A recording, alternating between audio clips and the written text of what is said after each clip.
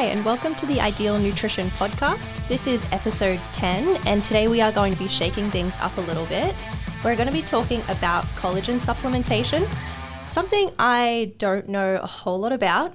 I work predominantly with vegan clients and in the vegan space, and collagen obviously isn't a vegan thing, but my co-host Aidan, he's definitely gone down this rabbit hole quite deeply. So we're going to get kicked off with kind of talking about how you ended up in this space, like what got you interested in collagen? So obviously I've always been interested in athletic performance and injury prevention and stuff like that, but the real thing that kicked things off in terms of really generating that interest was Saturday Q&A. Somebody asked me a question being like, what are your thoughts on collagen supplementation? And I had read every paper at that time already and jumped to my own conclusions. And my conclusion was that the research is pretty mixed. Like, it doesn't look that promising is what I thought. And Tyler, who now works alongside us, but he wasn't working for me at the time, he sent me a DM of a podcast and he's like, hey dude, I just think you should listen to this. And I listened to it, and it was by a guy named Dr. Keith Barr, who basically made some very, very valid points, being like, when you account for a few variables, every single study that's been done on collagen for injury recovery has been overwhelmingly positive. If you look at the research as a whole, and you don't account for those variables, it doesn't look that promising. So like, that's one thing. Like, once I looked into those variables and everything like that, I was like, okay, this is actually interesting now. And the second thing, like, as you know, as a lot of people who follow me know, obviously the knee injury, like that's been an ongoing thing. But even before that, like I've had pretty much every tendinopathy like you can get pretty much. I just remember my last powerlifting prep, I had like tendinopathy around my elbow, either golfer's elbow or tennis elbow, and like every prep I've ever done, I have had that come up as well. Even to the point that like I went to play golf and the first swing, it flared it up. And then I had to drive home like one-armed and I couldn't work for the rest of the day as well because I was planning on writing a blog post and I was like, I just had to cut work loads. Like it literally was affecting my life. So like there's obviously personal interest stemming from those kind of things and trying to be like, is there anything I can do to improve this stuff for myself basically? Yeah, so really kind of grasping at straws at like what else you could possibly do for your own injuries. In terms of that, like what is like collagen supplementation? What injuries is it relevant to? Is it like tendinopathy? Is it more than that? So tendinopathy is easily the biggest one. It's really what you'd call like musculoskeletal injuries. So that actually covers 70% of total injuries. So like if we're onto something here, this should theoretically help with 70% of injuries. Like it's anything that's like tendons, ligaments, bones, and cartilage, like related to those things. I'm very much stronger in terms of thinking it's more beneficial for tendons and ligaments for a few reasons that like I'll talk through later. But theoretically it can help with all of those things basically, but it wouldn't be helpful for stuff like muscle tears. Like if you get a muscle tear that has no tendon involvement, because sometimes muscle tears do have tendon involvement, but if there's no tendon involved in it, then it will have no benefit for that basically. Got you. Okay. And you use it personally for yourself in terms of your tendinopathy and ligament tendon stuff? 100%. And pretty much any client who has any like tendinopathy or anything like that or ligament injuries, I try and encourage the use of it for sure. Okay. So even clients. So like in terms of like the research looking so mixed, what pushed you to take it for yourself but also start recommending it to clients? So the big reason it looked mixed, or I suppose I'll just go through the variables as to like what the research that's positive has in common. Yeah. So like starting there, the dosage has to be relatively high. Like we're talking 15 to 25 grams of collagen. It seems to be what it takes to maximize collagen synthesis in the body, which is what we obviously care about. And for context, if you just grab an average collagen supplement, you're looking at typically having anywhere between 2.5 to 10 grams of collagen. Most beauty collagens will have somewhere between 2.5 and 5. Like that's the most common dosage. So it's kind of like anytime you use that kind of dosage in a study that's designed for joint health and stuff like that, it's probably not going to look that positive. So that's part of why it looks mixed. Another factor is that you need vitamin C for one of the enzymatic processes in collagen synthesis in the body, which therefore means any study that's been done in a fasted state, which is all of them when it comes to collagen because they try and standardize it that way, that doesn't use vitamin C is going to show a negative result. it's not going to have any difference because it's missing one of the processes. Like vitamin C is a water-soluble vitamin. You need to have a relatively recent supply. If you're fasted, you don't really have enough vitamin C in your system to get that job done. And the final thing is the timing of it is important in terms of the research using or timing it like 40 to 60 minutes before the rehab session or whatever seems relatively important because we can't just target where collagen goes. Like a large percentage of our body is made up of collagen. I'll talk through the mechanism probably a little bit later in terms of why that timing matters, why that specific timing and stuff like that. But if you time it before you're providing a stimulus to that area, it makes sense that it's going to have more of an outcome. But that being said, I still question it a little bit in terms of like there's some studies on osteoarthritis where they've just randomly had collagen at random time points through the day and there has still been improvements in pain and stuff like that. So it's like even though timing is important, you might still get benefit even if you haven't timed it perfectly as well. But you'd say timing would increase the positive benefit from it? I think dramatically. I think it's a pretty key variable. I think it's possible to get improvements without timing, but I think timing is a pretty important factor. Logistically, how would you get the vitamin C in as part of that protocol? So all the researchers use vitamin C, uses supplementation. That's the way I do it to be most comfortable, but like in terms of dosage, I'm looking at like 50 milligrams or more of vitamin C. There's no reason you couldn't do that through food. It just hasn't been studied with food. Sure. And like my thought process as well is if you're not training fasted, like if you're training at the end of the day or something like that, you probably have vitamin C in your system and this probably doesn't matter. It's more just looking at it from a research perspective, like they are all done in fasted states. So it's relevant from there. I think for the average person, we don't even need to think about it. But when I do recommend a collagen supplement, I usually recommend the bulk nutrients one simply because it has that dosage and it has vitamin C already included in it. So it guarantees that that's covered without the client or whoever actually thinking about it. Yeah. Okay. Interesting. I suppose let's kind of get into the mechanisms now, which is something I'm I guess the least experienced with, and I don't really know much about. So how does it all work? So this is an interesting one in terms of, I was just thinking about this the other day because I saw Dr. Carl pop up on like TikTok. I love Dr. Carl. Yeah, and like so do I. But he said this one thing that like got a little bit under my skin because I'm like, he's a really smart guy and he covers so many areas. And this is the one time he got things a little bit wrong from what I can tell. And I suppose I've got to preface this by also saying, I should have said this at the start, but like this is a new space for research and it's not super strong. There's not heaps and heaps of research covering this. To be clear, that guy I mentioned, Dr. Keith Barr, you look at pretty much every collagen paper and athletic performance, and his name is on every paper pretty much. Like this is a relatively new space. Almost all of the research has come out since 2017. So I'm very open to changing my opinions on all these things. And a lot of this is mechanistic and stuff like that.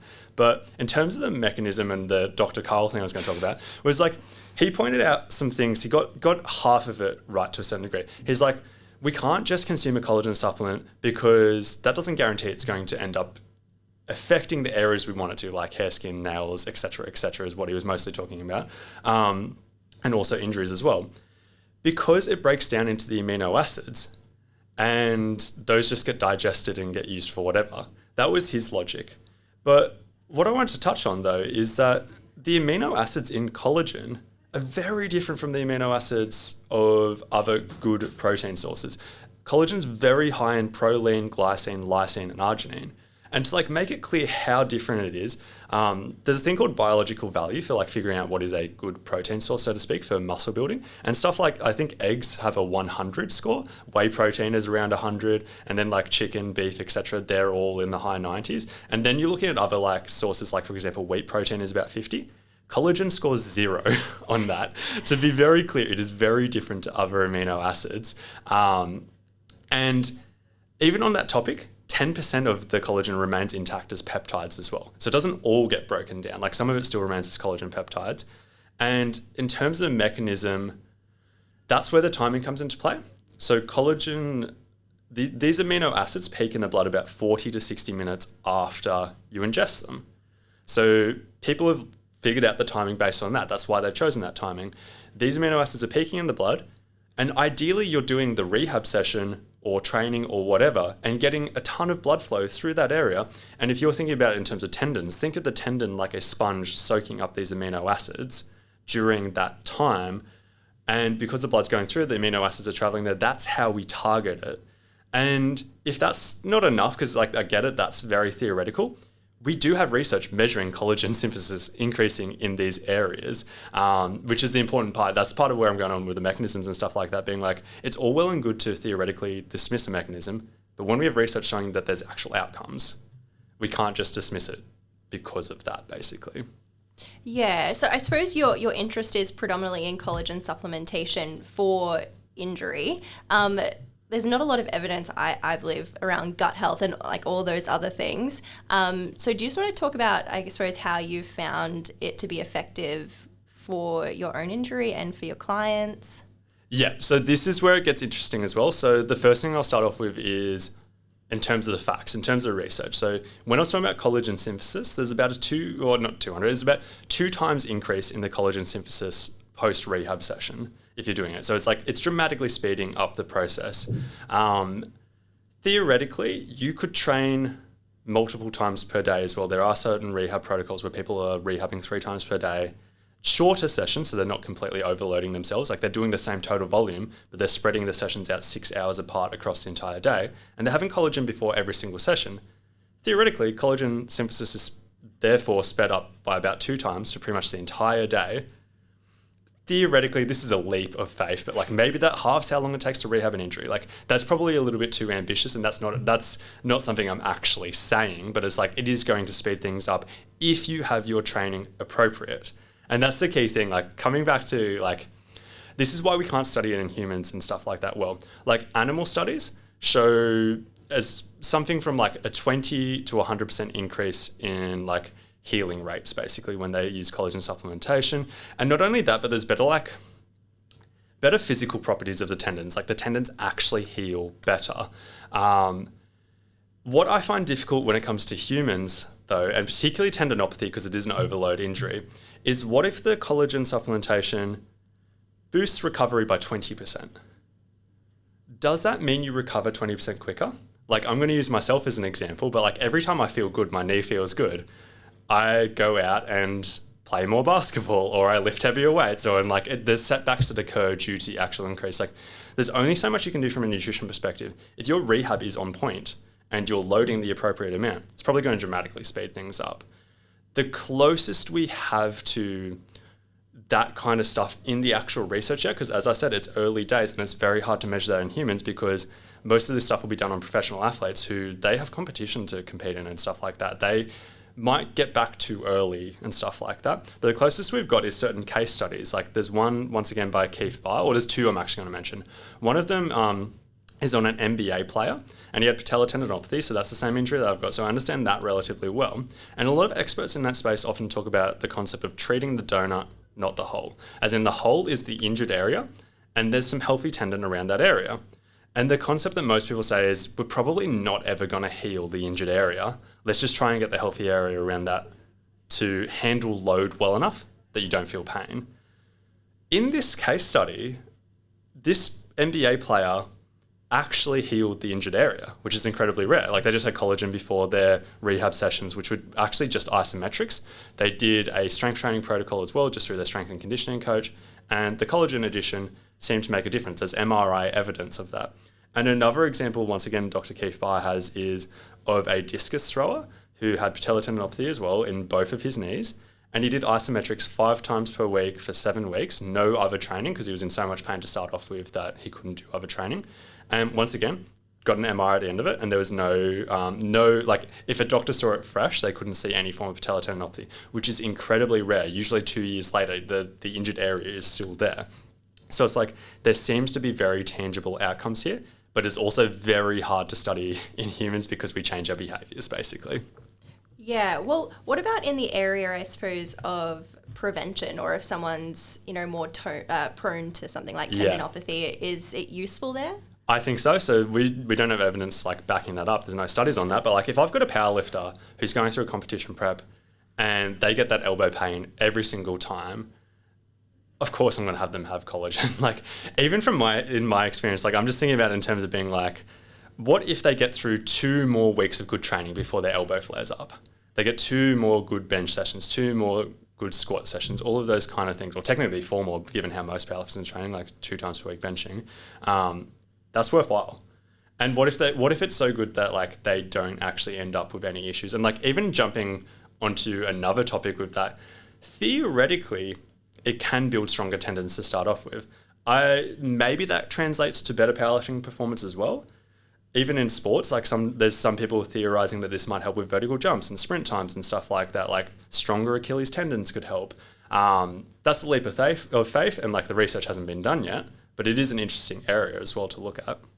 Yeah, I suppose it would, like, looking into enhanced athletes as well, in terms of the issue with their ligaments and tendons don't keep up with the muscle growth. Do you think it would particularly be useful there, or? I think so for sure. Like, I am a very strong believer in that, like, and that honestly is part of why I use it with a lot of athletes as well. Something that I have been thinking about a lot more recently, though, is like there is this concept that muscles can grow quicker than tendons, and that is the issue that we're talking about here. What about that discus thrower, though? The one who had very injured patella tendons and then only 7 weeks later were completely healthy. There is a bit of evidence that when a tendon is injured, tendon turnover rate is actually a lot quicker than when you have healthy tendons.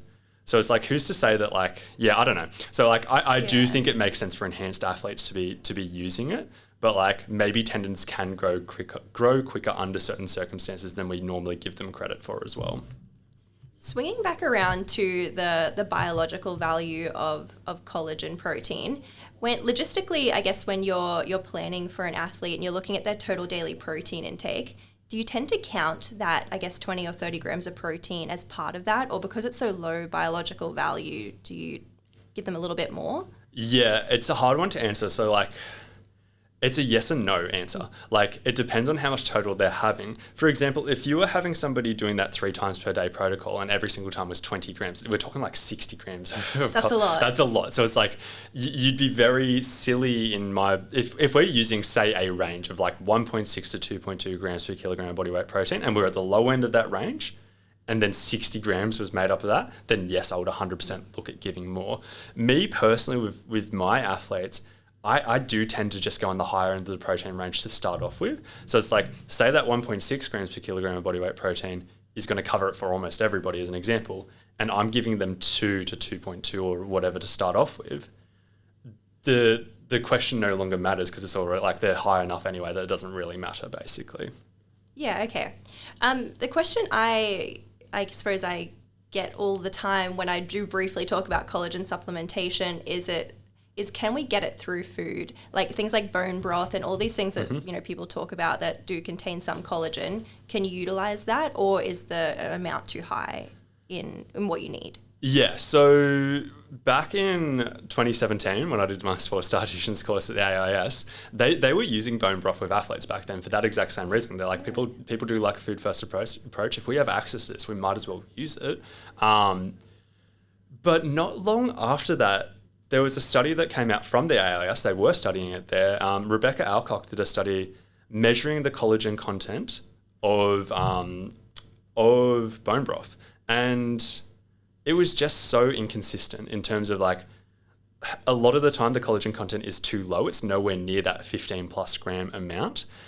Sometimes it is, but you don't know what you're getting. Like, you don't know what you're getting, and oftentimes it is too low. There are certain athletes Kobe Bryant comes to mind, and a few others who, like, you look at their diets like back in the day and stuff like that, and they were having bone broth like 3 times a day. It's like, well, if you're having bone broth 3 times a day, you're probably actually reaching this collagen amount. Like, they're not nailing the timing or anything like that, but like a lot of athletes are having a ton of bone broth when they're talking about it. I suppose that's the one thing. The other thing to consider is the concept of eating the entire animal. Like, if you do eat the tendons and ligaments, etc. of an animal, you are getting collagen through there. That's incredibly rare. It's often unappealing for most people as well, but it is an option. And it is like, there's a guy named Ben Greenfield. He has a podcast as well, and like he talks about, like, you look at his diet and he's got like bone broth multiple times per day, and he eats like tendons and ligaments and stuff like that. Like, he's having so much. It's like, well, there's no need for collagen supplementation when you're doing that. But when we look at those options, it's like most people aren't going to really do either of those things in terms of having a ton of bone broth and having a ton of like that kind of animal content. So it's not really practical for most people to try and get through food. What about like being completely, I guess, animal sourced supplement? are there any options for people that are plant-based or vegan to get the same thing or the same outcome? Yeah, so I originally, when I learned about this, I didn't really think there was any option. And that was really disappointing to me because, as we've spoken about, I've always considered it possible to get the exact same results on a vegan diet as you can on an omnivorous diet if you set it up well. Like, I've always been a massive believer in that, and I've always wanted to believe that too, to be honest. And then I learned about collagen, and I was like, oh no, there's the one difference here. Like, if this collagen thing, but like, after thinking about that a lot, I was like, my logic with why collagen supplementation works is because of the amino acids being elevated in the blood at that time that you're doing the rehab session and everything like that. It's not the collagen supplementation itself that's magical, it's the amino acids. Because of that, you could theoretically purchase all of those amino acids in the same ratio as collagen supplementation and have that before a workout. There's no reason you couldn't do that, although it could be impractical. You'd have to find a way to make it taste all right as well. And like there's a lot of logistics, but theoretically you can do that. Yeah, what I'm surprised about is, like, obviously there are vegan collagen supplements on the market, or they at least call themselves But none of them vegan do that. collagen. None of them But do they that. don't take that approach. No, none of them do. Yeah, and like I honestly have never heard of anybody taking that approach as well. It's like an idea I've thought about and I am pretty confident would work, but I've never seen anybody try it. Yeah, what are typically like the vegan collagen supplements? I mean, I've seen like agar ones. They're predominantly just not even related to collagen whatsoever. They're more just the consistency of what a collagen supplement would be, right? Often they're like that. Sometimes they use gelatin, which, fun fact, is pretty much the same. Like they try to mimic what gelatin, like the texture of that is and stuff like that, which is nutritionally the same as collagen for reference. But yeah, it is agar, and sometimes they use other random ingredients for joint health and stuff like that could be linked with that. So sometimes there is some form of attempt, but usually they're very low in the amino acids, or they're just low in protein in general. Yeah, well, being the amino acids that I suppose have the value in injury, is there any way you can get that from increasing your total daily protein intake, or is taking a collagen supplement, easier? Yeah, 100%. So that's another big point that a lot of people have made. They've just been like, well, why don't you just get high enough total protein? And the big unfortunate answer is, as I said, is a very different amino acid profile in that, like, as in they are amino acids that you will get through other protein sources. It's just the amounts. Like in collagen, they have incredibly high amounts of those 4 amino acids, whereas in other protein sources, they don't. Like, for example, like whey protein will be really high in leucine and stuff like that.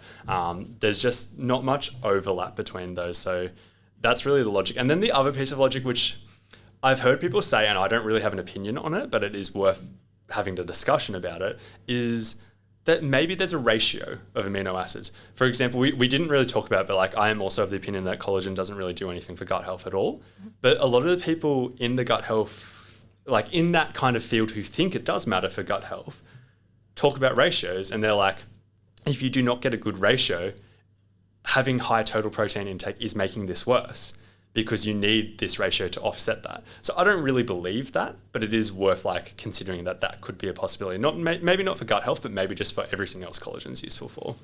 Yeah, totally. Is there anything else you think we've missed from this discussion, I suppose, in terms of like the research mechanisms or anything else that you feel is important in collagen supplementation for injury? I suppose to a certain degree, yeah, collagen and muscle growth. So like when we're talking about like injury rehab and stuff like that, often muscle growth is a priority. Like there's either people haven't been able to train that area for a long period of time, or they might have inhibition around the area because of pain and stuff like that, so they can't train it effectively. And one thing I really want to touch on, and this is relevant for people who aren't even using it, like I see a ton of people who just use collagen as their main protein source or protein powder. Collagen is really bad for muscle protein synthesis. Like when you look at protein powders, whey protein is the gold standard. But you compare whey protein to like soy protein, and would you agree that there's not that much difference between whey and soy protein? Yeah, they're pretty similar. Yeah, and like there's other vegan protein powders, particularly when you combine them and stuff like that. The outcomes for muscle protein synthesis are very similar. And then you try collagen, and it's like 50% of the muscle protein synthesis of all those other ones. It's a massive outlier. So it does help with a bit of muscle protein synthesis, but it's really terrible in comparison to the other ones. One interesting discussion I heard on ATP Science podcast, I do not recommend listening to them, but they talked about They talked about how that could be a bit of a red herring when it comes to muscle growth, where like we always think of muscle growth and muscle protein synthesis as being very aligned, as in the real formula is like muscle protein synthesis minus muscle protein breakdown. But they talked about how the muscle is surrounded by fascia, which is connective tissue. Theoretically, collagen could help with the growth of muscle fascia, allowing for more muscle protein synthesis to occur down the line and more muscle growth to occur. I have not seen anything to back up that claim. But like, I also think it's worth mentioning because it's like, well, maybe they're right. Like maybe there's a chance that they are right. So I always chuck that out there. But at this stage, I'd consider it relatively poor for muscle growth. And I would look at other amino acids and other protein and stuff like that for that purpose. So if someone's using collagen supplementation, I suppose as their main source of protein around training, you'd obviously, say maybe we should go for something of a more higher biological value as well. For sure. If the goal is muscle growth, I would definitely say that. Awesome. So that about wraps things up for today. I definitely feel like we've learned a fair bit about collagen supplementation, more than I knew before, for sure. So I hope you all enjoyed that as well. We'll be back next week, and in the meantime, we would love you to rate and subscribe to the podcast if you can.